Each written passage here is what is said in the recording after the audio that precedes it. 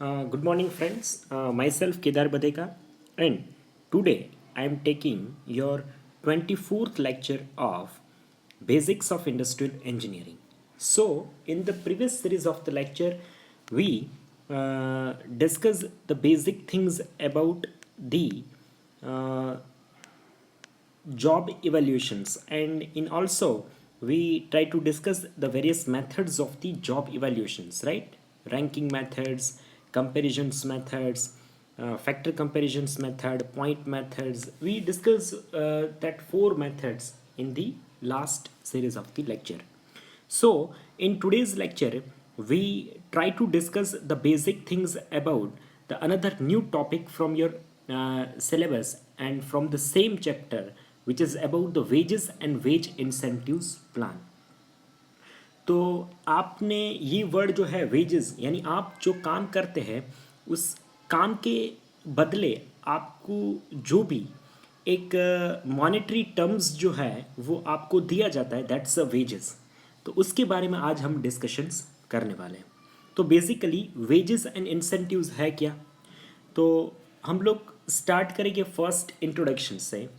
So the study of the work measurement is leads to the wage payments. Theoretically, the wages that a worker is get it proportional to the amount of the work he does. जो worker जो है जो काम करता है उसके बदले जो कुछ एक पैसा जो है उसे मिलता है उसको वेजेस बोला जाता है. The wages are supposed to increase the effective motivations to work hard and better. तो वेजेस से बेसिकली होता क्या है. तो बेसिकली एक चीज़ होती है कि आपकी इफ़ेक्टिवनेस जो है, आप अगर मैं आपको ज़्यादा सैलरी दूंगा तो आपकी इफ़ेक्टिवनेस ज़्यादा बढ़ेगी. आप हार्डवर्क के लिए जो है वो मोटिवेट होते रहेंगे और बेटर काम जो है वो देने की कोशिश करेंगे. तो wages constitute the principal sources of the income for the workers and the service renders. तो वो एक बेसिस जो है उसका कंस्टिट्यूट कैसे होता है कि आप प्रिंसिपल कितनी इनकम जो है वो आप इससे रिकवर करते हैं. Rational wages policy is essentials to compensate the workers for their efforts renders.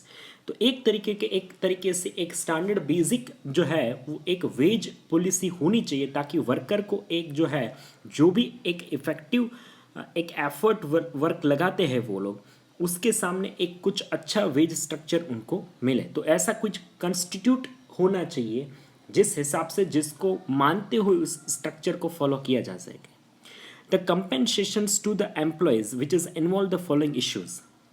The determinations of the wage structure levels for a different positions in the organization. एक तो कि डिफरेंट पोजिशन है उस हिसाब से वेज स्ट्रक्चर प्लान करना वहाँ पे एक दिक्कत हो सकती है.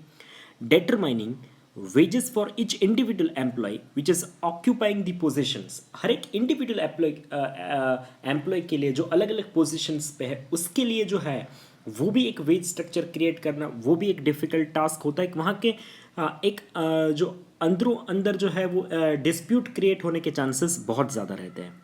And determining the method of the veg payment. अब आप किस हिसाब से किस मेथड से उसको वेज पेमेंट कर रहे हैं वो भी एक यहाँ पे एक क्रूशियल थिंग जो है वो बन के आता है. So the definition of the wages is that this are the payment made by the employer to the effort put by the workers toward the productions. जो वर्कर जो है वो प्रोडक्शंस के लिए जो एफर्ट्स करता है उसके बदले जो एम्प्लॉयर है उसको जो भी पेमेंट देता है उसको वेज बोला जाता है. Wages determine the standards of living. जिससे एक स्टैंडर्ड ऑफ लिविंग जो है वो बाहर हमें पता चलता है कि वर्कर का स्टैंडर्ड ऑफ लिविंग क्या है. It should B represent a fair return of the efforts of the worker and also a wages it should B satisfy the primary and secondary needs of the worker. तो work जो basic यानी veg से क्या होता है basically कि worker जो है उसका प्राइमरी और सेकेंडरी जो नीड्स होती है उनके बच्चों का स्कूलिंग, वो किस तरीके से कपड़े पहनता है, किस तरीके से कैसे घर में रहता है, तो यानी ये बेसिक नीड्स जो है ये वेजेस के ऊपर से उनकी तय होती है. They should be enough to provide him a reasonable standard of living. At least एक रीजनेबल स्टैंडर्ड ऑफ लिविंग वो अपना ले सके उतना एक तरीके का एक वेज स्ट्रक्चर उनका होना चाहिए. तो what is a nominal wages. It should be the amount of the money which is paid to the worker in cash for the effort of the worker towards the productions, and no other benefits are given to the worker. तो normal nominal wages ये होते हैं कि सिर्फ काम के बदले जो उसको जितना काम किया उतना आप उसको वेजेस दे दोगे, तो उसको नॉमिनल वेजेस जो है वो बोला जाता है। उसके अलावा जो है कुछ उनको दिया नहीं जाता है और उसके अलावा कोई बेनिफिट्स नहीं दिए जाते हैं, तो उसको नॉमिनल वेजेस बोलते हैं। This is called a money wages. The rate of wages is vary from one place to the another place, which is depending upon the demands and supplies of the laborers and the necessities of the life. तो ये veg structure जो है इसके rates है, इसके ranges जो है वो एक जगह से दूसरी जगह से जो है वैरी करते हैं, क्योंकि कहीं जगह पे एक तरीके के स्किल वाले वर्कर की बहुत ज़्यादा डिमांड होती है, कहाँ पे कुछ जगह कुछ कम डिमांड्स होती है। तो इस हिसाब से और नेसेसिटी ऑफ लाइफ के हिसाब से इस स्ट्रक्चर जो है वो ऑर्गेनाइजेशंस जो है वो तय करता है। Now the real wages, it is represent the amount of the necessaries, comforts, luxuries, and cash payments a worker gets in return of his efforts. Some organization is provide their employees certain essentials commodities, housing with the free electric and water charges, uniforms, and other such facilities in additions to the money in cash.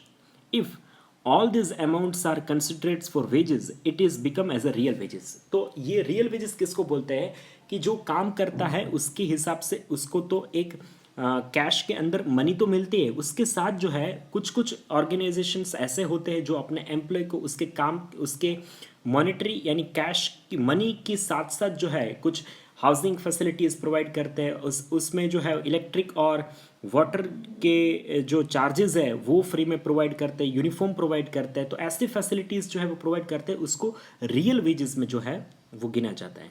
Second which is a living wages, when a wages rate are such that they are going to fulfill some of the requirements of the families like the food, clothes, educations, insurance against the misfortune along with the basic necessaries, they are referred to as a living wages. तो wages ऐसे wages जिसके अंदर उसकी families के लिए food, cloth, उसके education बच्चों के लिए और कुछ मेडिकल इमरजेंसीज के लिए इंश्योरेंस, ये सारी अगर चीज़ आपको वेजेस के साथ अगर मिलती है तो उसको लिविंग वेजेस में गिना जाता है। और fair wages, it is a wages which is to be considered as a fair amount of return for the efforts of the employees and should be able to cover the other necessaries of the life apart from the basic necessaries like the food, clothes, shelters and his families. The rate for the fair wages is lies between the real wages and the minimum wages. तो ये एक तरीके का fair wages, ये ऐसा wages है जिसको money के साथ जो है वो बेसिक नेसेसिटी जो साथ में दी जाती है, जैसे फूड अलाउंसेस है, क्लोथ्स है, शेल्टर्स है। तो ये एक तरीके से रियल वेजेस में क्या कुछ एक्स्ट्रा भी कुछ मिलता था, बहुत सारी फैसिलिटीज़ मिलती थी, जैसे ऑर्गेनाइजेशन अपने एम्प्लॉय के लिए एक हाउस के अंदर इलेक्ट्रिसिटी, वाटर, वो चार्जेस भी फ्री कर देती थी। तो फेयर वेजेस जो है वो रियल और मिनिमम वेजेस दोनों के बीच के जो एक वेजेस निकलेगा, दोनों के बीच की जो फैसिलिटीज़ देगा वेजेस के साथ, उसको जो है वो फेयर वेजेस में जो है वो गिना जाता है। Now definitions of the minimum wages. Minimum wages is may be defined as which not only provide the basic subsistence but something more than this. इतना नहीं कि सिर्फ बेसिक हो, उसके साथ बेसिक्स के अलावा जो है वो सब कंसिस्टेंस देता है। It should be able to keep the employees motivated and it should be provide for some measure for the education, medical facilities and other essential requirements. It should also consider the cost of living. तो ये जो है ये जो cost of living जो है उसको भी कंसिडर करता है। Next which is the minimum wages. The minimum wages can not be paid beyond the paying the capacities of the industries और the factories. The minimum wages is fixed taking into the considerations the factor such as a cost of living, आप जहाँ पे रह रहे हैं वहाँ का cost of living क्या है, maintaining the efficiencies of the workforce, keeping them motivated and paying a capacities of the industries. The main objective of the minimum wages is like to protect the sections of the working population whose wages are very low. तो minimum wages के अंदर जो basically उनके ऊपर ज़्यादा ध्यान दिया जाता है जिनका वेजेस काफ़ी लो है, to prevent the exploitations of the worker, to improve the general standards of the life, उनकी जो बेसिक स्टैंडर्ड्स लाइफ है ना उनको इम्प्रूव करने में ये चीज़ इफेक्टिव्स हैं. And satisfactory compensations towards the effort which is expended by the worker, एक सेटिस्फैक्ट्री कंपेंसेशंस उसको दिया जाता है कि जो वर्कर जो है जो एक ऑर्गेनाइजेशंस के अंदर काम करता है उसकी सारी एफर्ट प्रोवाइड करता है, उसके बदले एक सेटिस्फैक्ट्री उसको कंपेंसेशंस दिया जाता है. Need for a rational wages policy, ऐसी क्या नीड है कि एक रेशनल जो है वो एक वेजेस पॉलिसी होनी चाहिए. A sound wage policy is should be aim at a social justice, जिससे जो है वो एम्प्लॉय को एक सोशल जस्टिस मिल सके, and a worker is should get there due share for that effort, जिससे जो है वो एक वर्कर जो है वो अपना एफर्ट के बजाय एक अपना एक सम्मानजनक जो है वो एक वेजेस जो है वो पा सके उसके एफर्ट के अगेंस्ट में. A rational wage policy it should be consider as the following aspect. First, which is fixing the minimum wages, fixing the ceiling on the wage structures, price stability and a price index. The rationalized wages policy it should aim at reducing the relative propensity and improve the living conditions of the working class. So these are the basic aspect of the wage policies. The factor which is influencing the ways system, कौन से factors जो है वो veg system को influence करते हैं. It is very much complex to arrive at a wage which is may be considered satisfactory for both workers and management. तो ऐसे कुछ कॉम्प्लेक्स वेजेस के ऊपर पहुंचना कि जो दोनों एक्सेप्ट कर सके, मैनेजमेंट को भी ये मान्य है और वर्कर को भी मान्य है. तो ऐसी कुछ कॉम्प्लेक्स एक इस तरीके के वेजेस स्ट्रक्चर के ऊपर दोनों को सहमति पाना जो है वो काफ़ी बार जो है वो डिफ़िकल्ट होता है और ये एक थोड़ा कॉम्प्लेक्स काम है. तो various factors that determine the wages level, काफ़ी सारे वेरियस फैक्टर्स जो है वो वेज लेवल जो है वो जिससे तय होता है.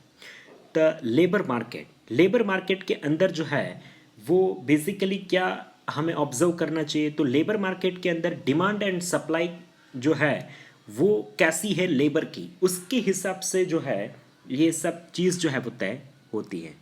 A legal and statutory restrictions, right.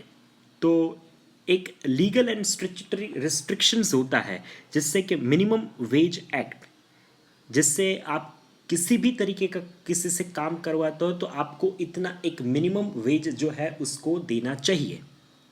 The payment of the bonus act 1965, तो एक पेमेंट ऑफ बोनस एक्ट है जिसके हिसाब से आपको अपने एम्प्लॉयज़ को एक एज ए बोनस जो है कुछ ऐसा देना चाहिए. An employees provident funds, family pension funds act 1952, factory act 1948, employees state insurance act 1948 and payment gratuity act 1992. इस सारे हिसाब से इस सारे लीगल स्टैट्यूटरी रिस्ट्रिक्शंस को देखते हुए जो है ये सारे फैक्टर्स जो है ये एक तरीके का वेज स्ट्रक्चर प्लान करने में ये फैक्टर इन्फ्लुएंसेस करते हैं, क्योंकि इस फैक्टर को दोनों वर्कर और मैनेजमेंट दोनों एक पॉइंट में कॉम्प्रोमाइज़ करने में ज़्यादातर जो है वो रेडी नहीं होते. इसीलिए जो है ये सारे फैक्टर्स इन्फ्लुएंस करते हैं एक सॉलिड वेज स्ट्रक्चर जो है वो बनाने के लिए. The organisations ability and willingness to pay, organisations जो है जो भी ऑर्गेनाइजेशंस होता है वो मेजोरिटीली जो है यही सोचता है कि हम लोग जो है ये इतना क्यों प्रोवाइड करें, right.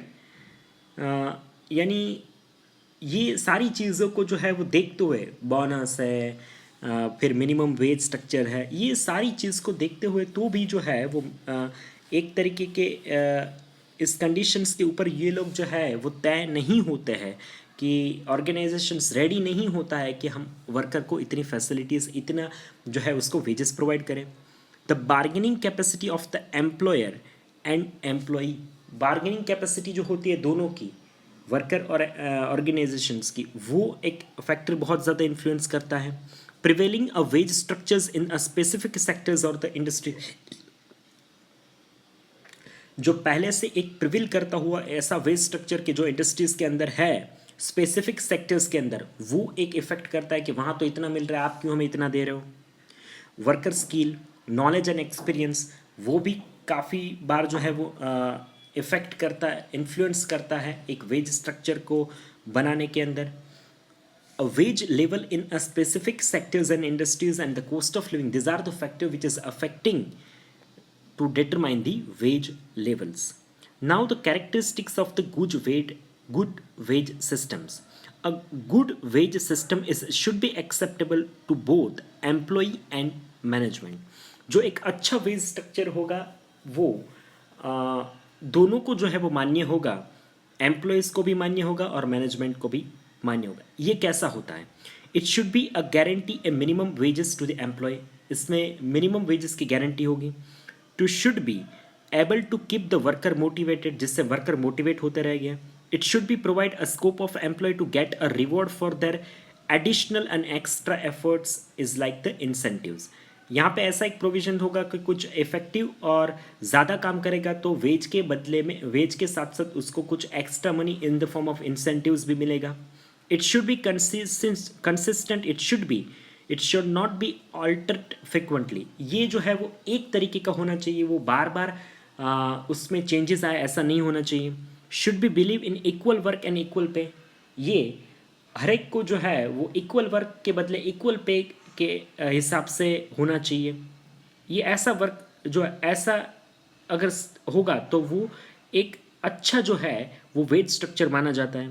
The system is should B simple and understood by all the concerns, ये हर एक लोग जो है ऐसा वेज स्ट्रक्चर, हर एक लोग जो है, जो सबसे छोटा एम्प्लॉय है, सबसे वर्कर है जो छोटा से छोटा, वहाँ से लेके मैनेजमेंट, ये सारी चीज़ समझ के इतना ईजी होना चाहिए। A proper encouragement it should be given to utilize a full potentials of the employees, तो इसमें ऐसा कुछ होना चाहिए कि आप किस तरीके से एक वर्कर का फुल पोटेंशियली जो है वो यूज कर सकते हो। Should be make a work challenging and interesting, तो ये एक वर्क चैलेंजिंग और एक इंटरेस्टिंग होना चाहिए। That is the types of the wage payments, ये वेज पेमेंट जो है वो बेसिकली दो टाइप्स के होते हैं। There are two types of the basic method of the wage payment. The first, which is a wage payments on time basis, wage payment जो है वो टाइम के बेसिस पे है। Second, a wage payments on output basis, तो दूसरा होगा एक टाइम बेसिस के ऊपर आपका वेज होगा और एक होगा आपका आउटपुट बेसिस के ऊपर। तो टाइप्स ऑफ वेज पेमेंट के अंदर पहला जो है वो टाइम बेसिस के अंदर कैसे होता है। Under this method the wages are paid to the employee which is based on the time for which he work, कितने समय के लिए वो काम करता है उस हिसाब से उसको जो है वो वेजेस दिए जाएंगे। The wage rates are predetermineds in the terms of the rupees per month, per day, per hour employments, वो इस टाइम के हिसाब से जो है, अगर महीने में आप 8 घंटे हर रोज काम करोगे तो आपको इतना मिलेगा, पर डे का इतना मिलेगा, फिर या फिर पर घंटे का इतना मिलेगा, तो टाइम के हिसाब से वो तय होता है। In this system the worker are paid on time they work irrespective to the output is produced, वहाँ पे आउटपुट को जो है वो ज़्यादा इतना महत्व नहीं दिया जाता है, वो टाइम, उस टाइम के हिसाब से उस टाइम में कितना आउटपुट निकालता है वो ज़रूर देखा जाएगा। This system is applicable where the output is not quantifiables, जहाँ पे ये वहाँ पे ज़्यादा सूटेबल, जहाँ पे आउटपुट जो है वो इतना महत्व नहीं है। It is not the criteria of the payment, ये ऐसा पेमेंट का क्राइटेरिया नहीं होना चाहिए where the work is not repetitive types. The wage payments on the time basis have certain kind of the advantages, like the system is easy to understand and simple to the operate, which is reduce the problem of the industrial relationships. The quantity of the work which is maintained as the employees are not in a hurry to increase the quantities. वहाँ पे employees जो है वो ज़्यादा जल्दी में काम नहीं करेंगे क्योंकि क्वांटिटी का कोई मैटर नहीं है, इतना मैं प्रोडक्शन निकालूँ तो इतना मिलेगा. तो workman can show his efficiencies and workmanships without the loss of himself. There is a scope of the improvements in the work method. Disadvantages क्या है? Does not provide any incentives to the ambitious और more efficient employees. यहाँ पे ज़्यादा efficient लोगों को जो है वो incentives के तौर पे कुछ नहीं मिलेगा. The output will be lowered in the absence of the strict supervisions. Strict supervisions में output काफ़ी कम हो जाएगा. The basis for the wages is time and not the output or efficiency. So it happens that the less efficient worker are paid equal to the efficient worker. यहाँ पे ये दिक्कत रहती है कि जो inefficient होगा उनको भी इतना मिलेगा, efficient होगा उसको भी इतना ही मिलेगा. The employees get the gains or loss to increase or decrease the output. उसको कुछ फर्क नहीं पड़ेगा. Now the types of ways payments. तो वेज पेमेंट्स जो है वो किस तरीके होता है? The ways payment which is on the basis of the output. अब यहाँ पे दूसरा जो सिस्टम है वो आउटपुट के ऊपर है. In this system the wages are paids to the employees in the relationship to the output produce. जितना वो आउटपुट निकालेगा उस हिसाब से उसको वेजेस दिए जाएंगे. This method is very convenient where such individual worker is capable of performing his work without any dependence on other individuals and output it is produce will be quantifiable. ये उनके लिए ज़्यादातर बहुत ज़्यादा जो है वो यूज़फुल और इफ़ेक्टिव रहता है जो दूसरों की मदद लिए बिना एक इंडिविजुअल बेसिस के ऊपर जो है जो आउटपुट निकाल सकते हैं और जो क्वांटिटेबल है जहाँ पे उनको गिन के जो है उनको वेजेस मिलने वाला है. This method can be applied where the output is standardised and the work is not a repetitive in nature. Work in the repetitive nature, जहाँ पे वर्क जो है वो रिपीटेटिव नेचर्स के अंदर है और आउटपुट जो है वो स्टैंडर्डाइज है, वहाँ पे ऐसा सिस्टम जो है वो ज़्यादा हेल्पफुल हो सकता है. क्या एडवांटेजेस हो सकते हैं? It provide a incentives to the efficient worker. The cost of the supervision is lowest compare to the time based system. Higher speed increase the production rate and hence reduce the cost of the unit. Increase the utilizations of the production facilities. The worker which is innovates a new ways of the methods of doing the work in order to reduce the time or unit and motivates the worker to produce more. ये इतने benefits हो सकते हैं. Disadvantages क्या हो सकते हैं? The worker in order to increase their wages through a faster working may neglect the quantities. ज़्यादा काम करने में वो क्वालिटी को जो है वो नेगलेक्ट करेगी, यानी क्वालिटी को नज़रअंदाज करके क्वांटिटी के ऊपर ज़्यादा फोकस करने की कोशिश करेगी क्योंकि उन हिसाब से उसको वेजेस मिलने वाले हैं. तो आपका ओवरऑल प्रोडक्ट क्वालिटी जो है वो ख़राब होगी, ख़राब प्रोडक्ट जो है वो रिजेक्ट हो गए तो अल्टीमेटली आपका लॉस आएगा. The because of the speed of the worker is may be prone and accidents as it is possible that he may neglect the precautions and the safety. वो ज़्यादा स्पीड से काम करने की कोशिश करेगा तो अपने काम को ज़्यादा फोकसली नहीं करेगा प्रोडक्शन निकालने की उस जद्दोजहद में, और उस वजह से जो है वहाँ पे एक्सीडेंट होने के चांसेस हो सकते हैं. The security for the worker is low. यहाँ पे वर्कर की सिक्योरिटी काफ़ी कम है. And this may be seriously furnished and aged and insufficient to the workers. Now the incentive schemes. अब यहाँ पे wages जो है वो ख़त्म होता है तो wages के ऊपर जो मिलता है, wages तो फिक्स होते हैं, आप इतना काम करोगे तो आपको इतना wages मिलेगा, या फिर टाइम के ऊपर हो सकता है या फिर आउटपुट के ऊपर हो सकता है. तो उसके अलावा जो मिलता है वर्कर को उसको इंसेंटिव्स बोला जाता है. ये तो एक फिक्स है, सैलरी है. जो भी कंपनी प्रॉफिट करेगी उस प्रॉफिट में से आपको शेयर के रूप में देगा, राइट? प्रॉफिट आपके साथ शेयर करेगा, उसको इंसेंटिव्स बोला जाएगा. The incentive schemes are intended to increase the worker motivations by the following them to earn proportionally higher returns for their greater effort. तो ये बेसिकली इस हिसाब से है कि उससे ये मोटिवेट हो गए और एक ज़्यादा अर्न करने की कोशिश करेंगे और ज़्यादा ग्रेटर एफर्ट्स लगाने की कोशिश करेंगे ताकि उसको ज़्यादा रिटर्न मिले.